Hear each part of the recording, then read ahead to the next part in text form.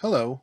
On behalf of the Northeast Zonal Forum Public Relations Committee and the Southeastern Zonal Forum Public Relations Task Force, I'd like to welcome you to this presentation on technology tools for effective communication.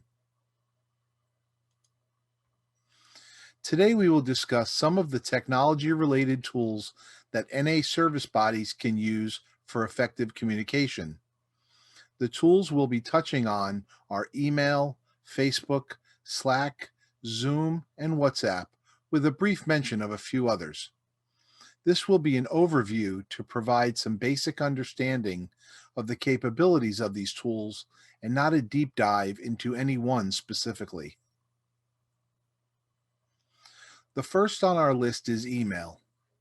Email has been around for almost 30 years and is a tried and true technology.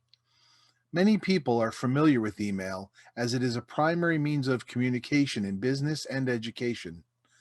There are a couple of options to mention about using email, though, that can increase effectiveness. One option is the use of distribution groups. A distribution group, or listserv if you've ever heard that term, is an application that distributes messages to subscribers on an electronic mailing list. NAWS, or NA World Services, has various distribution lists. The Just for Today mailing is an example of one of those. Another option is the use of centralized mailboxes.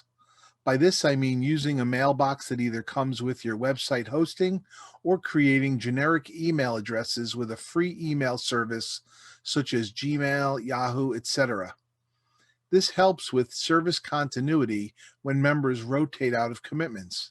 For example, an area secretary can use an area email account to distribute minutes and other area announcements, as well as keep a centralized address list of all interested members.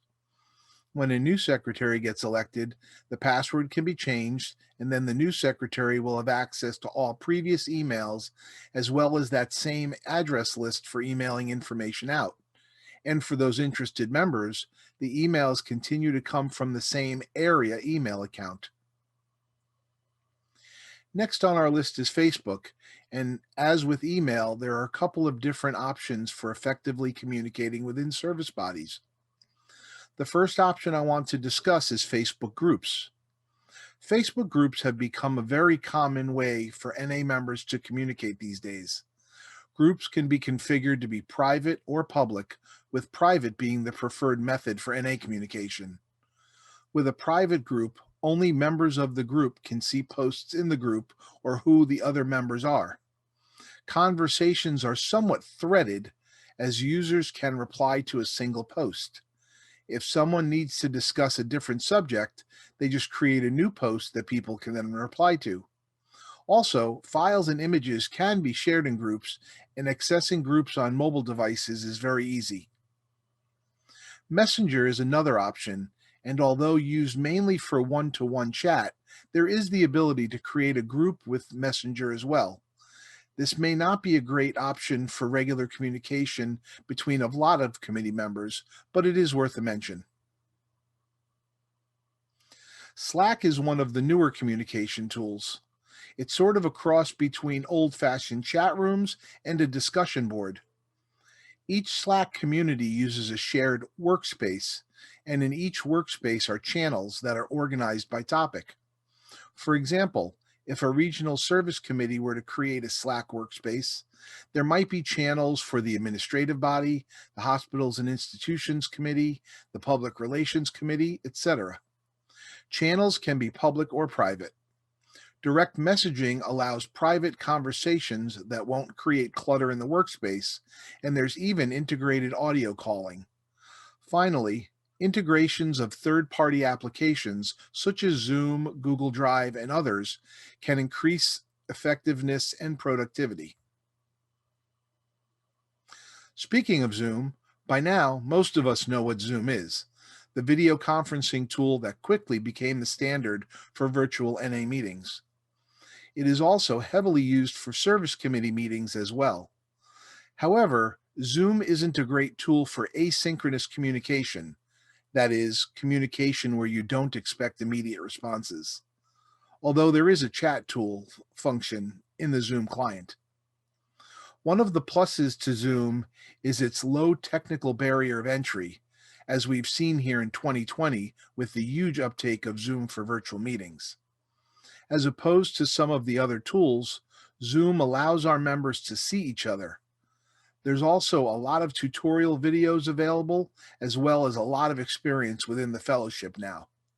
On the downside, it's not really used for much more than meetings. Last on our list is WhatsApp, a text and voice messaging app. It's similar to text messaging or SMS and phone calls. The strength of WhatsApp is its use internationally by many NA members, thus allowing for good collaborative communications with members in other time zones. You can set up groups in WhatsApp, and members can join via a link or QR code invite. Like many other applications, however, WhatsApp is sort of a walled garden in that you can only communicate to other WhatsApp users. I do want to take a moment to mention a few other applications that we know are being used in NA service. Unfortunately, at this time the video is created, we didn't have enough experience with these others to do more than just mention them. Discord is a group chatting platform that uses text and audio communications. HubSpot is a CRM or customer relationship management tool.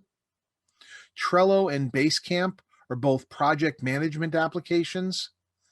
And I'm sure there's even more, but again, this presentation was just meant to be an overview of the more common technology tools that are used by NA service bodies for effective communication. So I hope this was helpful. Thank you for watching and have a good day.